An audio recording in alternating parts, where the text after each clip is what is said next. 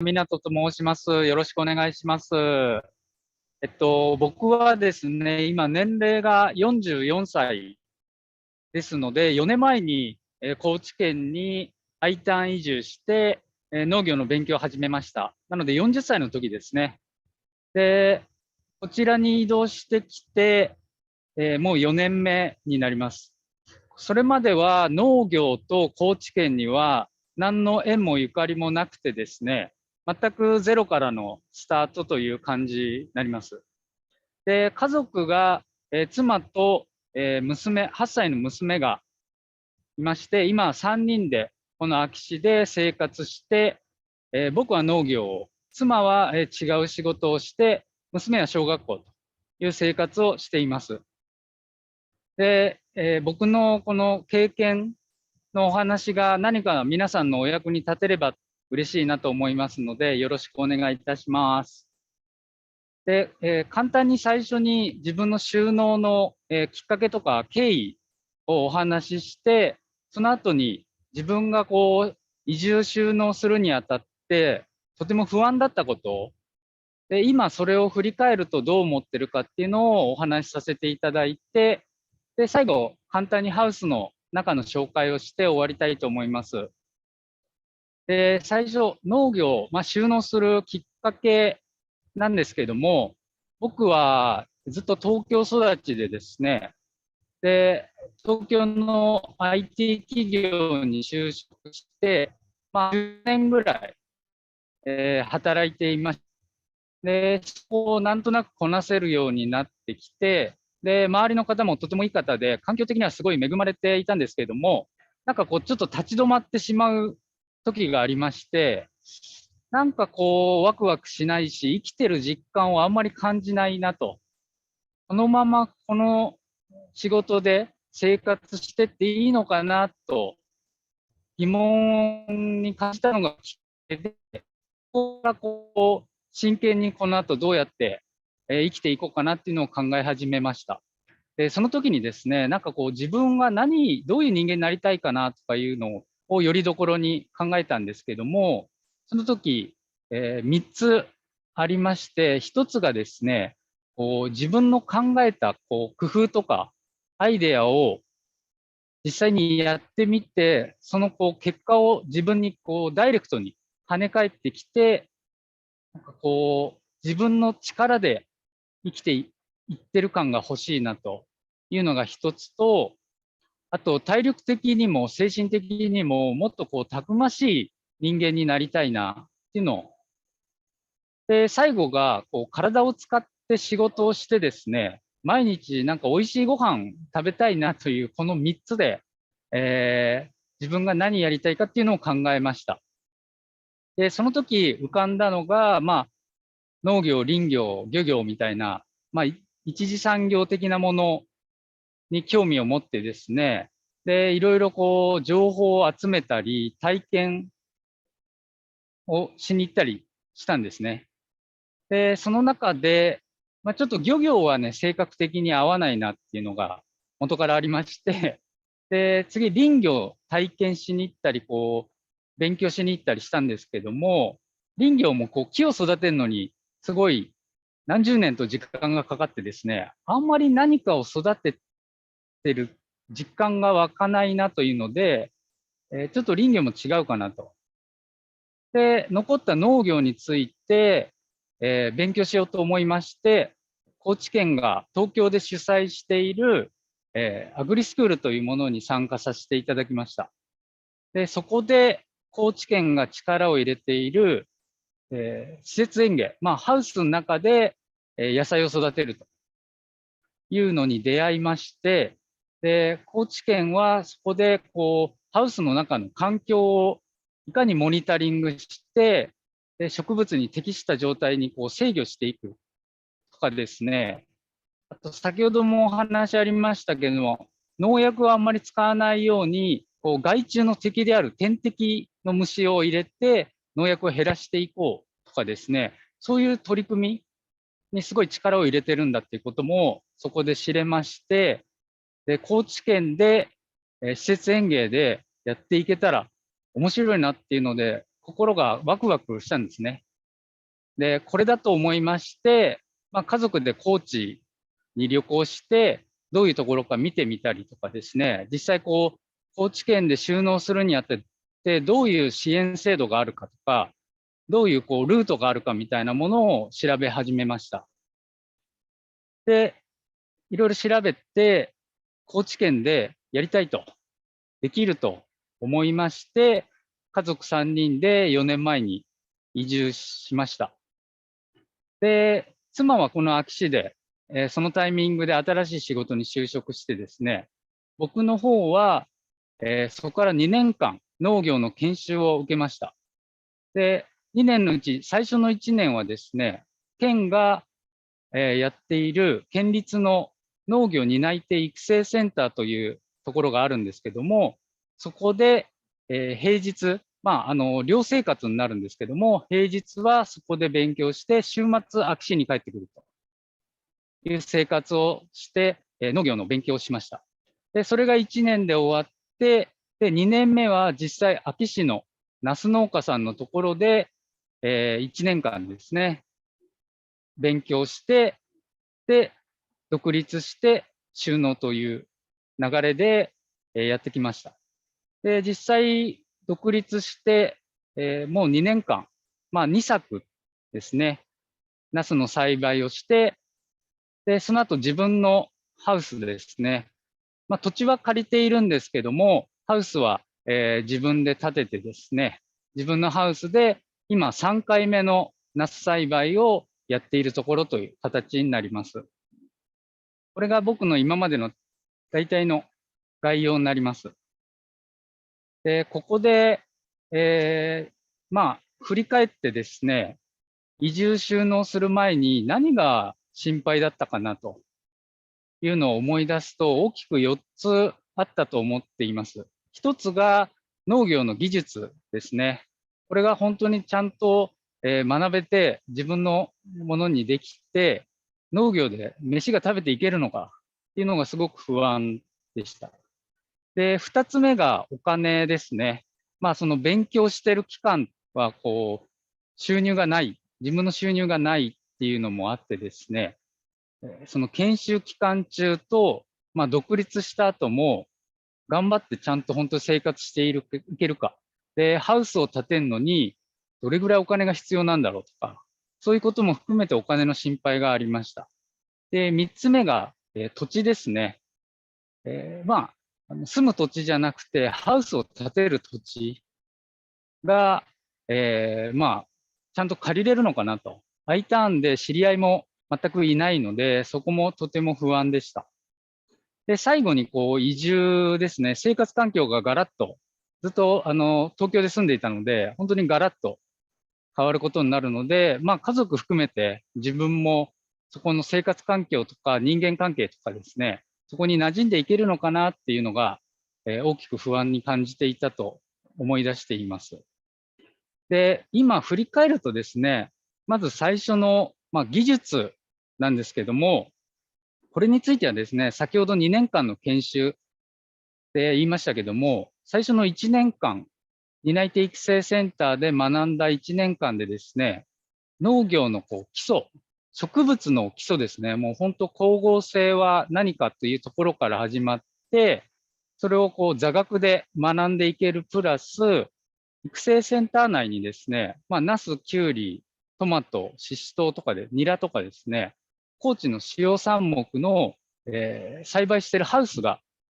あるので、そこを1年かけていろいろ体験できることで、こういう植物なんだ、ナスはこういうものなんだとか、こういうお世話が必要なんだとか、そういうことを、実践で体験しながら学んでいけたっていうのがとても大きかったですね。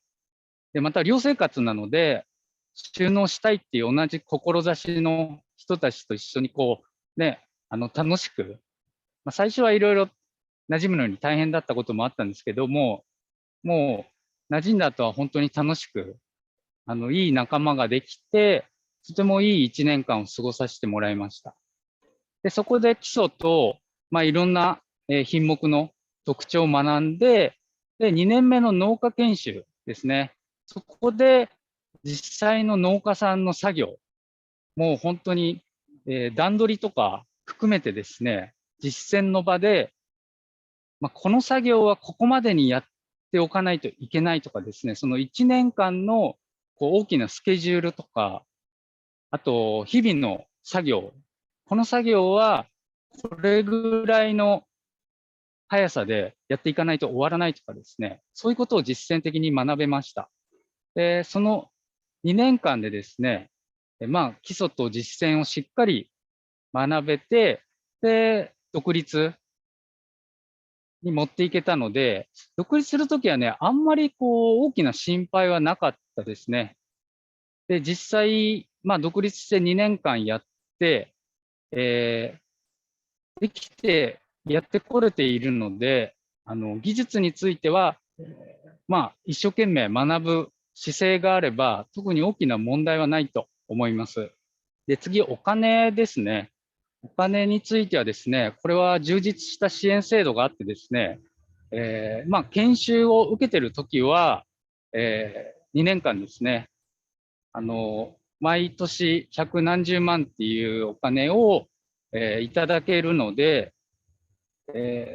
生活はそのお金プラス、妻も仕事をしていたので、そのお金で、全然心配することなくやってこれました。なので、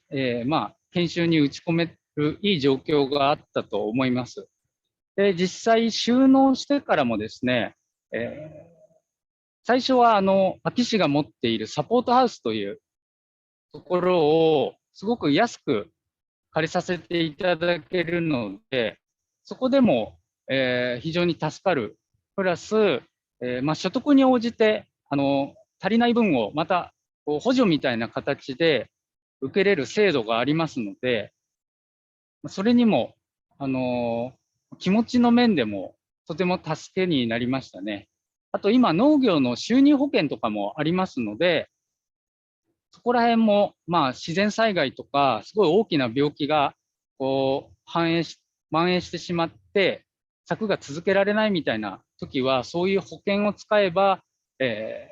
なんとか食べていけるだろうっていう安心感はあります。で、実際、2年やってですね、目標の収量を上回ることができて、で、その所得があると思うんですけども、自分が収納する前に思っていたよりも、全然食べていけるし、子供の教育資金とかもしっかり作れるので、大きな失敗がなければ、とてもやりがいがある仕事だなと思っています。で、次、土地ですね。土地については僕は I ターンなので、とても一番大きな不安はそこに感じてたんですけども、実際、安芸市で農家研修をやってる時とかにですね、周りの農家さんが、いろいろ声をかけてくれたりして、いろいろ教えてくれるプラス、何か助けてやろうっていう気持ちをすごく感じてですね、で、そこから人間関係みたいのができていってですね、その農家さんたちの、栽培も見れて勉強になるし、こういうこと困ってるんですとか言うと、なんかあそこの土地、もしかしたら借りられるかもしれないみたいな話が出たりですね、そういうので、人間関係がどうしてもというかできていくので、僕はその人間関係に助けられて、自分の望み通りの土地を借りることができました。なので、ここはいろんなやり方があると思うんですけども、周りの方がすごく助けてくれる気風があるっていうので、あの、すごいいいところに来たなというふうに思ってます。で、最後、移住ですね。で、生活環境が変わるので、妻と娘がね、自分のやりたいことに合わせてこちらに来てくれてるので、早く馴染んでほしいなという思いが強くあったんですけども、娘は、移住した時は、4、5歳だったんですけども、誰よりも、僕と妻よりも早くですね、もう1ヶ月ぐらいで新しい保育園に慣れてですね、もう何の心配もいらないなという状況になったので、やっぱ子供はなかなか適応能力すごいなと感心させられました。で、妻もですね、最初の1年とかはやっぱり新しい環境でいろいろ気苦労とかもあったと思うんですけども、今は、環境に慣れてくれて、生き生きと仕事をしてくれてるので、こちらも安心しています。で、僕の方も最初、地域に溶け込めないといけないという、なんか変なプレッシャーを自分にかけていた感じがあるんですけども、今振り返るとですね、そんな頑張る必要はなくてですね、人間そんなに変われないと思いますので、もう自分なりに、農業をやるんだっていう気持ちを大切に持ってですね、やっていけば自然といい距離感の人間関係ができたなというふうに思ってますので、いらない心配をしすぎたなっていうふうに今思ってます。以上が大きく心配してたことと実際やってみての感想になります。で、振り返ると収納して、今、3年目なんですけども、やっぱりなんか自分の力ですごい生きてるなっていう感覚は、想像したよりも感じれてですね、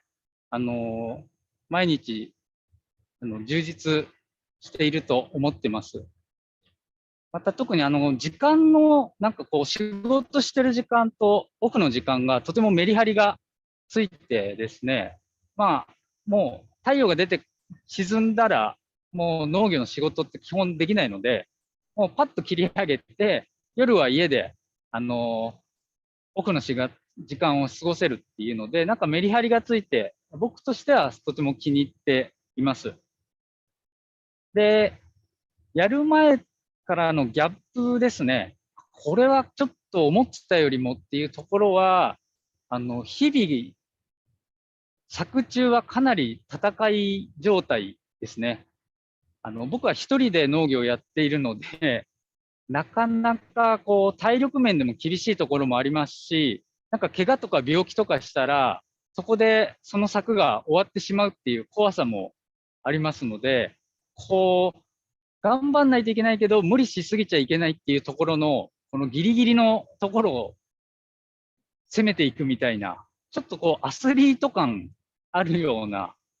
感じで、日々戦いですね。で、農業って自分でやった分だけ自分に返ってくるんで、ついついやりすぎちゃう感じもあるんですけど、あんまりやってるとやっぱりね、辛くなりすぎて、ちょっと嫌だなと思う時もあるので、そこの仕事と仕事以外のに何をやるかみたいな、なんかもうバランスですね。ライフワークバランスみたいなところを自分なりのいいバランスを決めていくっていうのが今の課題になっています。はい。で、ちょっとハウスの簡単な説明に入りたいと思うんですけども、はい。大体ナス農家、施設園芸でやってるとですね、1年間は、9月ぐらいに苗を植えてですね、その次の年の6月終わりぐらいまで、作をやるっていう形になります。なので、7月、8月はお休み。なので、仕事をギュッとやって、その後2ヶ月もうガンと休むみたいな生活になります。で、1日の時間の使い方としては、もう本当に日の出から日が暮れるで、このハウスの中にいて、何か作業してるっていう感じになります。ここもいろんなやり方があると思いますので、僕一人でやってるんでそういう感じになりますけども、人を雇ってたりするとまた違う面白さや難しさがあると思います。で、僕のハウスなんですけども、奥行きがだいたい100メーターぐらいなので、サッカー場の奥行きと同じぐらいですね。で、横が20メーターぐらい。これを今、一人でやっています。広さとしては1単7世っていう形になります。で、実際、ナスの木を見ていただきたいと思うんですけども、この見ていただいている、これですね、この4つが、1つの株から生まれています。1つの株からこういう主な種子を4本とか3本とか取って、その種子をですね、この紐でくるくる巻きつけて、誘引して上に伸ばしていくっていうやり方になります。で、ナスっていうのはですね、こう主な枝からこうちっちゃい枝が出てきて、その先に花がつくんですね。で、その花が受粉して、こういう実が、できてきます。で、収穫の時は、ここの小さい枝の根元をこうチョキンと切って、ただ、ここの根元に新しい芽があるんで、これを残します。そうすると次、この切った後、このちっちゃい芽がですね、ぐぐぐっと伸びてきて、で、また花をつけて実ができる。これをこう、どんどんどんどん、この場所場所で繰り返して取っていくっていう形になります。で、ナスはこう、色が濃い紫色なので、まあ、収穫はしやすい。ですけど、まあ、こう、いらない芽を摘んだりとかですね、いらない葉っぱを取るっていう作業に結構こう、時間がかかったりしますので、僕としてはなんかちょっとこう、盆栽をしてるような感覚で、自分の理想の木になるように、こう、お世話をしていくっていう形でやっています。で、このハウスの中はですね、まあ、環境制御技術ということで、後ほど西内さんから詳しくお話があるかもしれませんけども、ハウスの中の温度、湿度、二酸化炭素濃度、あと日射量とかですね、それらを全部、リアルタイムでモニタリングして、把握できるようになっています。で、実際、こう、温度管理とかもですね、こう、ハウスに空気を取り入れる窓が上の方についてるんですけども、その制御は、手でやるんじゃなくてですね、もう全部機械で、何度になったらこれぐらい開けて、何度になったらこれぐらい閉めるとか、そういうのを設定しておいて、その通りに機械を動かして制御しています。で、あとは、まあ、水やりとかも、もう本当、制御盤一つでボタンポチポチってやったら、自分の指定した量の水がこう入っていくという形なので、そこら辺はやっぱり昔のイメージの農業とは大きく違うと思います。で、光合成を促進するために二酸化炭素。冬はどうしてもすごく締め切るので、植物が二酸化炭素を吸収していって、どんどん薄くなってしまうんですね。それをこう補うために二酸化炭素発生装置というもので、二酸化炭素を作って、それをこうファンとダクトを介して、ハウス内になるべく均等にこう補充していくっていう形をやったり、まあ、あと冬は、加温器で油でですね、加温ですね、暖房をしてですね、もうナスがこう弱らない温度まで下げないという制御したりしているので、まあいろんなこう技術、機械に支えられた農業をしています。まあ機械以外にもですね、ナスは、まあ基本受粉を必要とするので、受粉をどうさせているかっていうと、こういうふうにマルハナバチっていう蜂、昆虫を使ってですね、その蜂にナスの受粉をしてもらうというやり方をやったりとかですね、あと先ほど言ったように、農薬使わないようにするために害虫を食べてくれる天敵の虫を入れたりっていうことで、なんかまあ、IT から、まあ、自然の力から、いろんなものを使って、やっていってるので、そこら辺で、日々変わっていくこともありますから、とても面白いなりわいだと思っています。すみません、ちょっと長くなっちゃいましたけど、はい、こちらからは以上です。